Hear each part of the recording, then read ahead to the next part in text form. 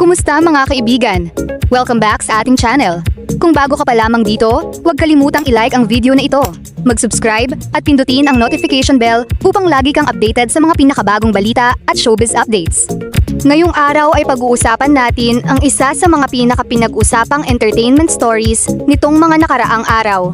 Isang simpleng social media activity ang naging dahilan upang muling mag-trending ang pangalan ng award-winning actor na si Joshua Garcia. Sa loob lamang ng ilang oras, kumalat ang iba't ibang screenshot, opinyon at reaksyon ng mga netizens.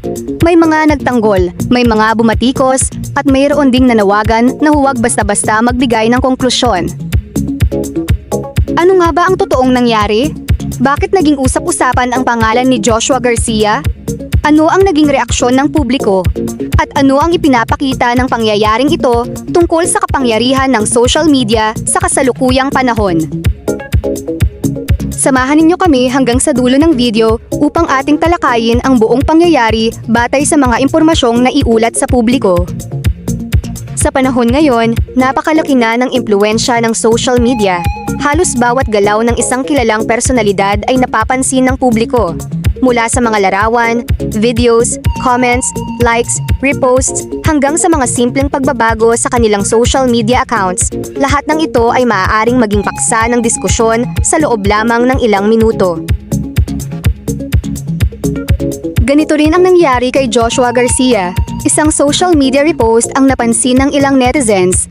Hindi nagtagal ay nagsimulang kumalat ang mga screenshot sa iba't ibang social media platforms. Habang dumarami ang nakakakita nito, nagsimula ring dumami ang iba't ibang interpretasyon ng mga tao. Mahalagang tandaan na ang karamihan sa mga naging usapan online ay nagmula sa mga opinyon at interpretasyon ng mga netizens. Hindi ito nangangahulugan na ang bawat haka-haka o ipinapalagay ay isang kumpirmadong katotohanan. Sa mga ganitong sitwasyon, mahalagang ihiwalay ang mga beripikadong impormasyon mula sa mga spekulasyon.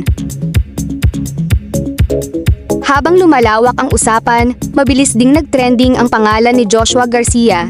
Maraming entertainment pages ang nag-ulat tungkol sa pagtrending ng kanyang pangalan at iba't ibang content creators ang gumawa ng sarili nilang komentaryo. Sa social media, mabilis na kumalat ang iba't ibang pananaw. May ilan na nagsabing hindi dapat lagyan ng malalim na kahulugan ang isang repost. May iba naman na nagbigay ng kani-kanilang interpretasyon. Dahil dito, lalo pang lumaki ang diskusyon. Isa sa mga naging kapansin-pansin ay ang pagkakaroon ng dalawang magkaibang panig ng opinyon. Ang unang grupo ay naniniwalang normal lamang ang isang repost at hindi ito sapat upang husgahan ang isang tao. Para sa kanila, hindi lahat ng social media activity ay dapat bigyan ng politikal o personal na kahulugan.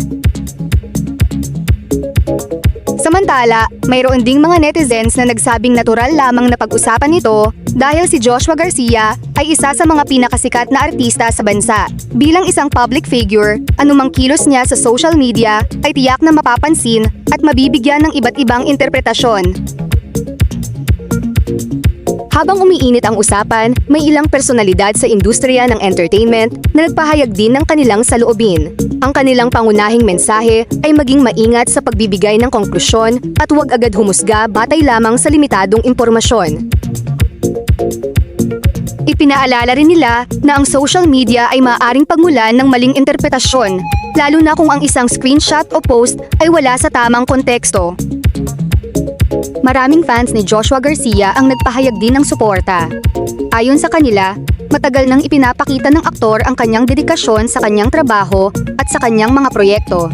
Nanawagan sila na mas bigyang pansin ang kanyang profesional na mga nagawa kaysa sa mga usaping nakabatay lamang sa social media. Sa kabilang banda, mayroon ding mga netizens na nagsabing mahalagang maging responsable ang lahat ng public figures sa kanilang online presence dahil alam nilang milyon-milyong tao ang sumusubaybay sa kanila. Bagamat magkakaiba ang opinyon ng publiko, iisa ang naging malinaw. Napakalaki ng impluwensya ng social media sa paghubog ng opinyon ng mga tao. Hindi ito ang unang pagkakataon na isang simpleng online activity ang naging malaking balita. Sa nakalipas na mga taon, maraming celebrity sa Pilipinas at maging sa ibang bansa ang naging sentro ng diskusyon dahil lamang sa isang like, follow, repost o comment. Ipinapakita nito kung gaano kabilis kumalat ang impormasyon sa digital age at kung paano maaaring magkaroon ng iba't ibang interpretasyon ang isang simpleng kilos. Isa rin itong paalala sa lahat ng gumagamit ng social media na maging mapanuri sa mga impormasyong ating nababasa. Hindi lahat ng nakikita online ay automatikong totoo, at hindi lahat ng trending na usapan ay may sapat na batayan. Mahalaga pa ring tingnan ang pinagmulan ng impormasyon at hintayin ang mga beripikadong ulat bago bumuo ng sariling konklusyon. Sa huli, ang pangyayaring ito ay naging halimbawa kung paano ang social media ay maaaring magdala ng isang simpleng pangyayari sa sentro ng pambansang diskusyon. Kasabay ng bilis ng pagkalat ng balita ay ang responsibilidad ng bawat isa, mga content creator, media organizations, celebrities, at maging ng ordinaryong netizens. Natiyaking ang ibinabahagi nilang impormasyon ay may tamang konteksto at hindi nakadaragdag sa pagkalat ng maling impormasyon. At kayo, ano ang inyong pananaw tungkol sa isyung ito? Naniniwala ba kayong masyado nang mabilis ang paghusga ng publiko sa social media?